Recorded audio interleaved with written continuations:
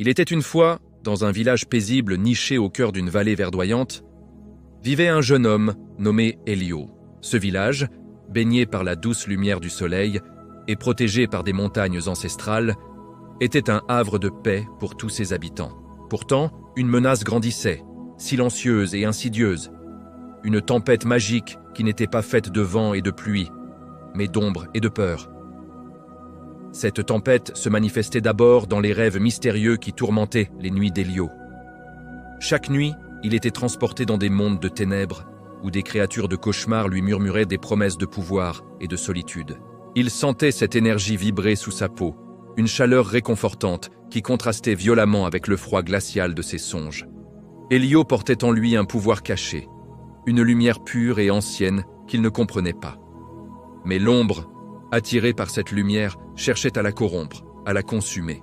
La tempête magique s'intensifiait, non seulement dans ses rêves, mais aussi dans le monde réel. Le ciel au-dessus du village s'assombrissait parfois sans raison, des murmures inquiétants se faisaient entendre dans le vent, et une tristesse inexplicable commençait à peser sur le cœur des villageois. Les récoltes se flétrissaient, et la joie s'évanouissait peu à peu. Inquiet et se sentant responsable, Elio alla trouver l'ancien du village, un sage nommé Maëron, dont les yeux avaient vu passer d'innombrables saisons.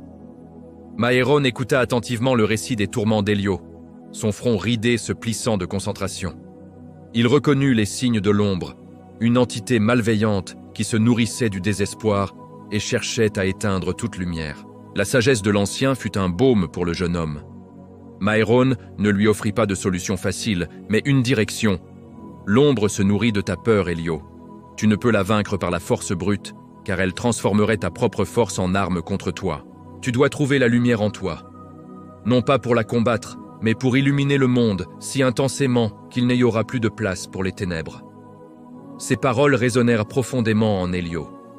Il comprit que le combat n'était pas seulement pour son village, mais pour son âme. Il commença à méditer, à chercher cette source de lumière intérieure dont parlait l'ancien. Il passait des heures au sommet de la plus haute colline, face au vent, les yeux fermés. Sa quête devint une prière silencieuse, une supplique non pas pour que l'ombre disparaisse, mais pour qu'il trouve la force de lui faire face sans haine. Il pria pour le courage, pour la clarté et pour l'amour de son peuple, qui était la véritable source de son pouvoir. Alors que la tempête magique atteignait son apogée, plongeant le village dans une obscurité presque totale, Elio sentit une transformation s'opérer en lui. La peur qui l'avait si longtemps paralysé se mua en une détermination tranquille.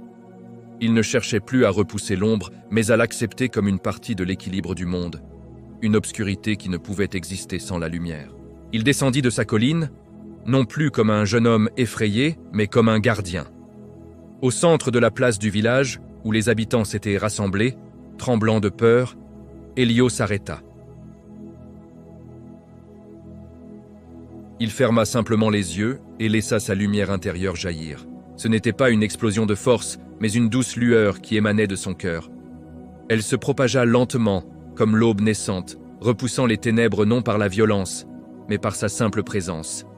La lumière toucha chaque maison, chaque visage, réchauffant les cœurs et ravivant l'espoir.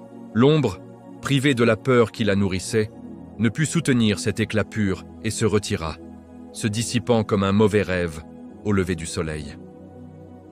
Le ciel s'éclaircit, les couleurs revinrent, et le silence angoissant fut remplacé par le murmure apaisant de la vie qui reprenait son cours.